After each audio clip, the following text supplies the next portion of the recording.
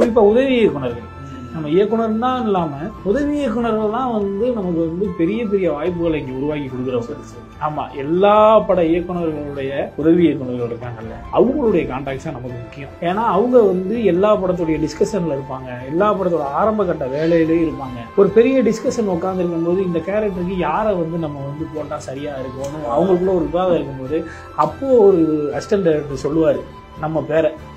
அங்கே மாறு ஒரு நடிகனோட வாழ்க்கை, சார் இதுக்கு பாலசரவணன் போட்டால் நல்லாயிருக்கும், இந்த கதாபாத்திரத்துக்கு காளி வெங்கட் போட்டால் நல்லாயிருக்கும். இனிஷியலாக அவங்களுக்கு ஒரு விவாதம் நடக்கும்போது அந்த விவாதத்தில் ஒரு உதவி இயக்குனர் நம்ம பேரை சொல்லும்போது எல்லா நடிகர்களுக்கான ஒரு வாழ்க்கை அங்கே தான் ஆரம்பிக்குதுன்னு நான் நம்புகிறேன்.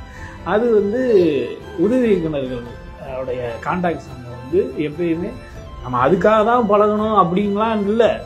பட் வேற வழி ஆமா, நீங்க உதவி இயக்குனர் கூட நம்ம நட்பா இருக்கிறோம், என் வாய்ப்புக்காக தான் நட்பா இருக்கணும் அப்படி நான் சொல்ல வரல.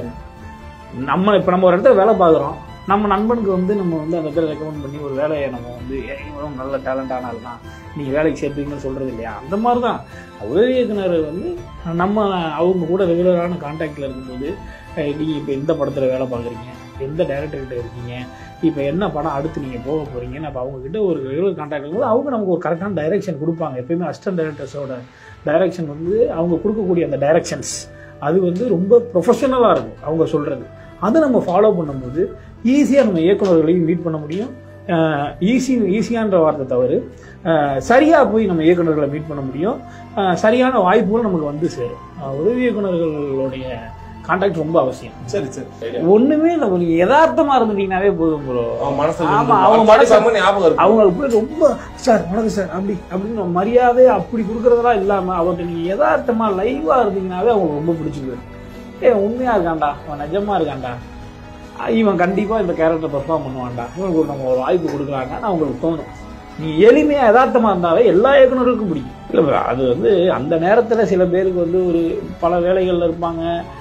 சில நேரங்களில் அவங்க சொல்கிறது தான், இப்போ என்னப்பா நான் வேலையில் இருக்கேன் இப்போ ஓயாமல் பார்க்குறேன்னு சொல்கிறது. ஆனால் அதெல்லாம் அவங்க மனசுக்குள்ள வச்சுக்கவே மாட்டாங்க.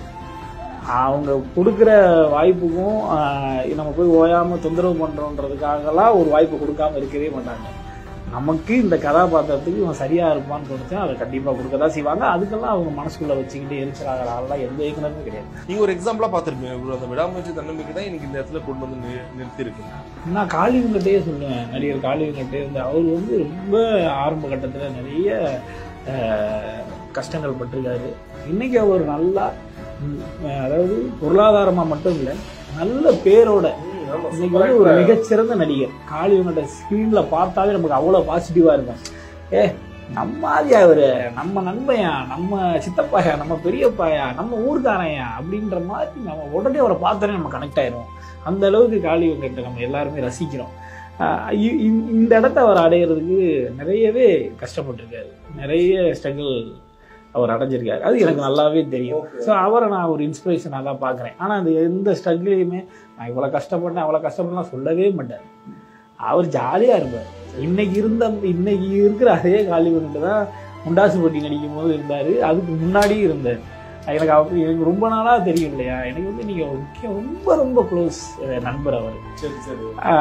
நான் அவரை தான் சொல்லுவேன். நான் 50 வயசுலையும் ஜெயிக்கிறாங்க, யங் ஏஜில் 20 வயசு 22 வயசுலையும் ஜெயிக்கிறாங்க. ஆனால் எதுவாக இருந்தாலும் நம்ம எடுத்துக்கிட்ட முயற்சியை நம்ம விடக்கூடாது இல்லையா? நம்ம விடாமல் நம்ம ஹோல்ட் பண்ணோம்னா கண்டிப்பாக உங்களுடைய முயற்சி, உங்களுடைய எண்ணம் சரியாக இருந்தால் டெஃபினட்டாக ஜெயிச்சிருவோம். இப்போ எல்லாருமே, இப்போ நானுமே அப்கமிங் ஸ்டேஜில் தான் இருக்கேன். நம்ம இன்னும் போய் ஒரு ஸ்டாராவோ அப்படிலாம் நம்ம ஆயிடல. ரெண்டாவது நம்ம அங்கே ஆகணுங்கிறது தான் கட்டாயமும் இல்லை. இன்னைக்கு இருக்கிறத நம்ம தக்க வச்சுக்கிட்டாவே போதும் தான் நான் நினைக்கிறேன்.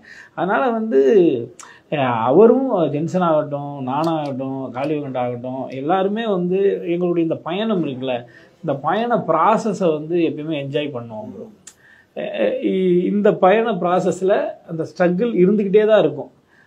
அதையும் சேர்த்து நம்ம அதை என்ஜாய் பண்ணிக்கிட்டே நம்ம வேலையை நம்ம சரியாக செய்யும்போது அதுக்கான பலன்கள் கிடைச்சிக்கிட்டே இருக்கும்.